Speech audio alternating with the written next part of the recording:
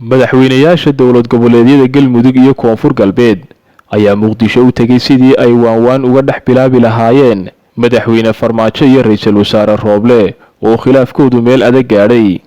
wararkii u dambeeyay ee khilaafka madaxweyne Maxamed Cabdullaahi Farmaajo iyo ra'iisul wasaare Maxamed Xuseen Rooble ayaa sheegaya in labada dhinac ay haatan waxoogaa isku soo dhawaadeen.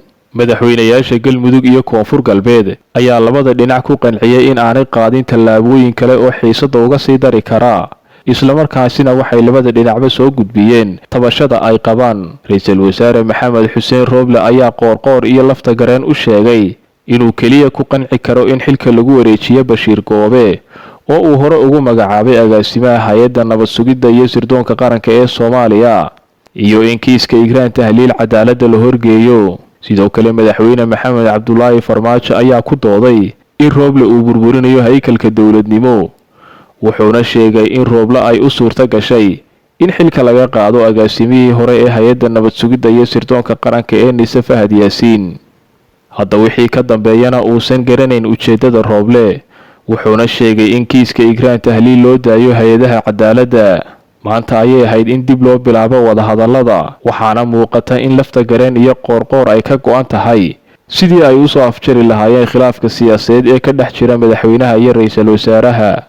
saacadihii lasoo dhaafay waxaa deganeyd xaaladda siyaasadeed ee dalka marka loo eego sida ay xaaladdu ahayd maalmihii lasoo dhaafay, hase yeeshee uu weli taagan yahay khilaafka u dhexeeya ra'iisul wasaare Rooble iyo madaxweyne Farmaajo.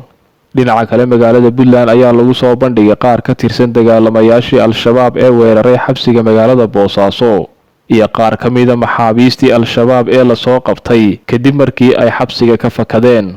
maxaabiista la soo bandhigay oo bixiyay wareysiyo kala duwan ayaa ka sheekeeyay sidii loo soo qorsheeyay weerarkii Al-Shabaab kula wareegeen xabsiga Boosaaso, halkaasi oo ay kala baxeen boqolaal maxaabiis ah. maxaabiistu waxay sheegtay in sababta fududaysay weerarka xabsiga ay qayb ka ahayd kadib markii maxaabiista Al-Shabaab loo ogolaaday isticmaalka telefoonada, taasoo u sahashay inay toos ula socdaan dhaqdhaqaaqa xabsiga.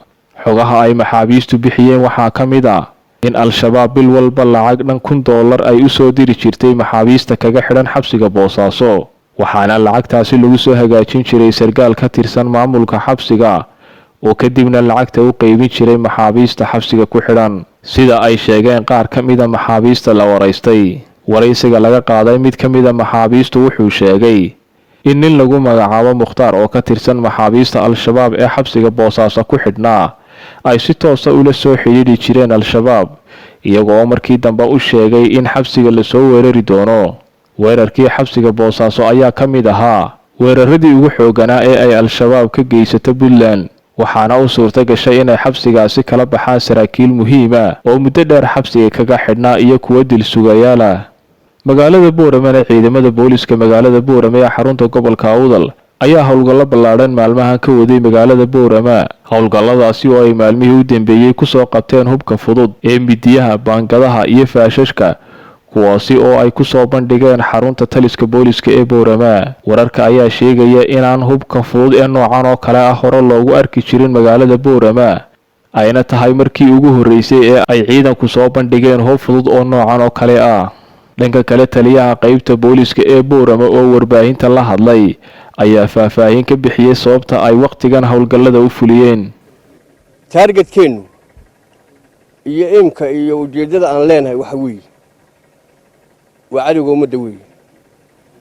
cadowga ummadda waxa weeye tuuga weeye, ka khamriga iyo xashiishadda iyo maandooriyaha ka ganacsanaya ee maartay weeye, kufsiga fusuq iyo bannaanka kuwa tegaya weeye.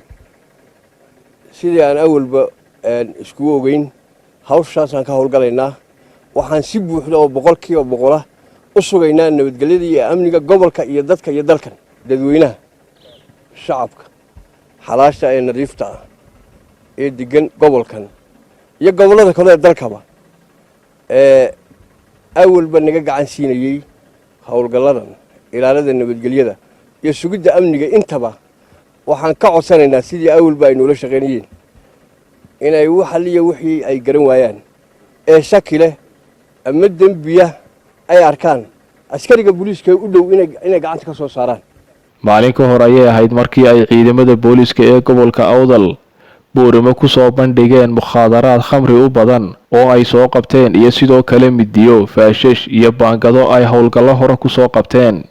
waxaanu ku soo qabanay waxaan hortiina yaala oo bulshada reer Boorame iyo barbaarta dhalinyarada iyo cid walba u xun ayaanu ku soo qabanay howlgalka iyo ku dhiiranaanta iyo ku dhaca aanu ku fulinay waxaan hortiina yaala waxa iska leh taliyaha qaybta Awdal oo lagu dhiiriyay booliis ahaan anigoo howlgalkiisii qaybta ugu dhiiriyay sidaan howlgalno oo bulshada Boorame aanu kala shaqeyno wax allaale wixii xun ee darooga ee sakrada ee dadka xun ee dhaqan xumayska sidii aan u soo qaban lahayn bulshada uga dhex qaban lahayn. dadka ayaa sheegaya inay tahay markii ugu horeysay ee magaalada Boorama lagu arko adeegsiga hub noocan oo kale gobolka Awdal ee Somaliland ayaa loogu yeedhaa gobolka aqoonta.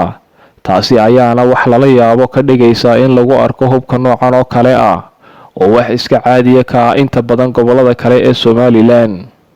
waxaa naga diyaara inaan sahalsan ee sida ugu macquulsan ee ugu qurux badan isla markaaba gacanta ugu soo dhigno.